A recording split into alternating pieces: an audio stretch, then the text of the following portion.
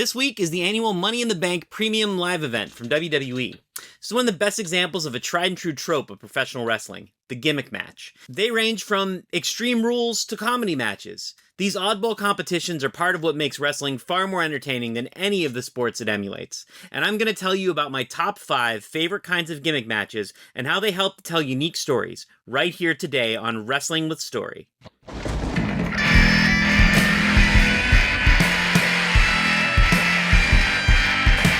I release new episodes 3 times a week, and if you click subscribe, you'll get notified whenever I put up new episodes, and it'll help make sure I can make money for doing it. So please, click the button, and while you're at it, sharing and commenting helps too. Alright, so let's start with the match we're going to see this weekend. The Money in the Bank ladder match. It was created by Chris Jericho for WWE, the world title. First one to get it becomes Mr. or Mrs. Money in the Bank, and parades around the Fed for the next year, waiting to cash in. Narratively, this is complicated in a lot of fun ways. It means that it creates a sort of Damocles that hangs over the WWE programming as the usually nefarious winner lies in wait for the moment of weakness of the current champion for the briefcase holder to strike.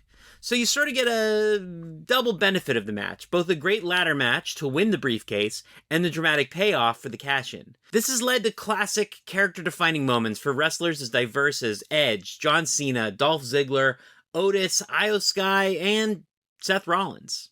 2 opponents, chained together by the throat. Roddy Piper and Greg the Hammer Valentine didn't originate the dog collar match, but they may have perfected it all the way back in 1983.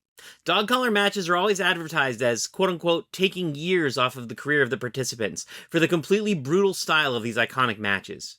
In recent years, we've seen equally iconic dog collar matches between Cody Rhodes and Brody Lee, the Briscoes and FTR in a tag team variant, and MJF and CM Punk in an homage to that Piper and Valentine match that was one of the most brutal matches on mainstream wrestling TV in recent memory. These matches are extremely valuable from a storytelling standpoint, because no matter who goes into them as the hero or the villain, both sides come out feeling more heroic because of the epic journey that they go through. Okay, so there is no bigger cliche than the steel cage match. We've all seen it done to infinity. So the WWE had to come up with something more. Thus, Hell in a Cell was born. Even at almost 30 years old, these matches still manage to be some of the most brutal, iconic gimmick matches of all time. But none of them has ever lived up to the most harrowing of them all, Mick Foley versus The Undertaker. Or the one where, this happened. Yeah, the clip that we see all the time. And it never gets any less awe-inspiring. There's something visceral about seeing 2 opponents locked in a cage, for sure, but knowing that there is literally no escape, well, that adds an element of tension that is hard to explain, and hard to top. Unless you were to have 2 rings. Okay, so maybe that sounds silly, but this is War Games, created by Dusty Rhodes for the Jim Crockett promotion in the 80s, rumored to be after he also saw Mad Max Beyond Thunderdome. The War Games is 2 rings enclosed in a steel cage with a roof, a precursor to Hell in a Cell. Usually a 3 versus 3 or more match, participants enter the match one by one so that there's a perpetual power imbalance that allows one team to always dominate until both teams fully enter the ring, and then the match, quote-unquote, actually begins. It's then decided when someone submits, passes out, or is pinned. But, the pinning part rarely happens. Over the years, the match has evolved, with the current version in WWE not having a roof and there being a no-escape rule. AEW has their own version that they call Blood and Guts that does still have a roof. Generally, these grudge matches are brutal, spot-filled, and bloody as hell in honor of the original matches, which featured match creators Dusty Rhodes and Ric Flair, 2 men known for wearing the crimson mask and their blonde hair. To be honest, these matches have always been, like the movie that inspired them, a little silly. But when done right, they can be epic and brutal beyond words. Alright, my final pick is a little less visually thrilling, but is probably my favorite narratively. The I Quit match, another innovation from the Jim Crockett promotion, like War Games. They claim the first I Quit match was between Magnum TA and Tully Blanchard.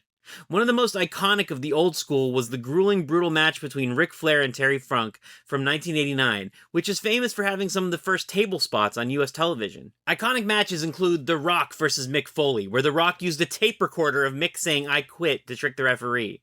An incredibly weird Vince versus Stephanie McMahon match. John Cena versus Randy Orton in a match that saw Orton handcuffed and in the submission hold before he'd submit. And a recent classic between Christian Cage and Adam Copeland that saw the use of a spiked baseball bat between the legs. I love these matches because they are generally used as the climax to a feud, something to put an end to what seems unendable. Once you can go no further with simple fighting, with cages and weapons and gimmicks, there's just the two fighters and making the other guy give up. It has a feeling of being the end of the road in such a dramatic and obvious way. They create an inherent drama by being a submission-only match, and having the opponent actually having to say the words, "I quit," means that you're going to get a sense of closure from the story, almost no matter what. Of course, wrestling always does find a way. Those are my 5 favorites. What about you? What are your favorite matches? Exploding barbed wire rope matches? Tables, ladders, and chairs? Lights out? Tell me in the comments below. Be sure to like, share, and click subscribe, and I'll be back soon with more Wrestling with Stories.